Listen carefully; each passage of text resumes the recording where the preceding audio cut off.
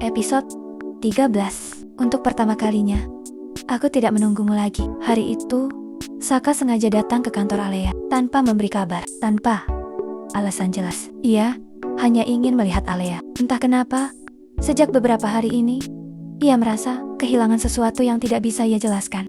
Dari luar ruang kerja, Saka melihat pemandangan yang membuat langkahnya terhenti. Alea sedang berdiri di depan layar presentasi, menjelaskan sesuatu dengan penuh keyakinan. Di depannya, Arsen duduk memperhatikannya dengan serius. Tatapan Arsen bukan tatapan klien, tapi tatapan pria yang mengagumi. Dan Alea tertawa kecil saat menjelaskan. Tawa yang sudah lama sekali tidak Saka lihat. Dada Saka terasa sesak. Ia baru sadar, Alea masih bisa tertawa seperti itu. Hanya saja, bukan bersamanya.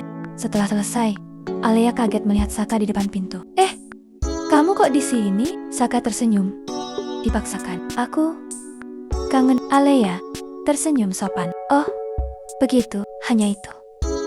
Tidak ada pelukan, tidak ada antusias. Dan itu membuat Saka merasa lebih tidak nyaman daripada kalau Alea marah. Arsen menghampiri. Sepertinya saya mengganggu ya? Alea langsung memperkenalkannya. Pak Arsen, ini Saka. Arsen menjabat tangan Saka. Saya pernah dengar nama Anda dari Bu Alea. Saka terdiam. Pernah dengar?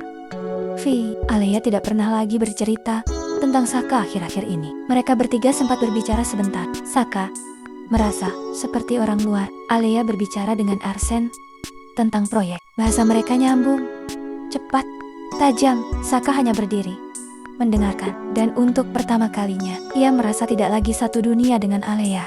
Sore itu, Saka mengajak Alea pulang bersama. Di mobil, hening, Saka akhirnya berkata, "Kamu kelihatan beda kalau sama dia." Alea menoleh. "Beda gimana? Kamu kelihatan lebih hidup." Alea tersenyum tipis. "Aku memang lagi fokus kerja, Kak." Jawaban yang sangat masuk akal. Tapi entah kenapa, tidak menenangkan.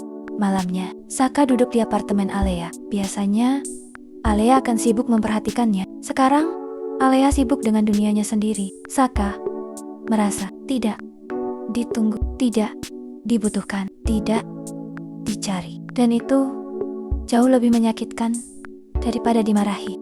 Tiba-tiba Saka bertanya pelan, "Alea, kalau suatu hari aku nggak datang lagi, kamu bakal nyari aku nggak?" Alea terdiam sebentar, lalu menjawab dengan sangat tenang, "Mungkin tidak, Kak." Jawaban itu membuat waktu seperti berhenti. Saka menatapnya, tidak percaya. Alea melanjutkan pelan, "Karena selama ini aku yang selalu menunggumu." Sunyi, dan Saka tidak punya bantahan.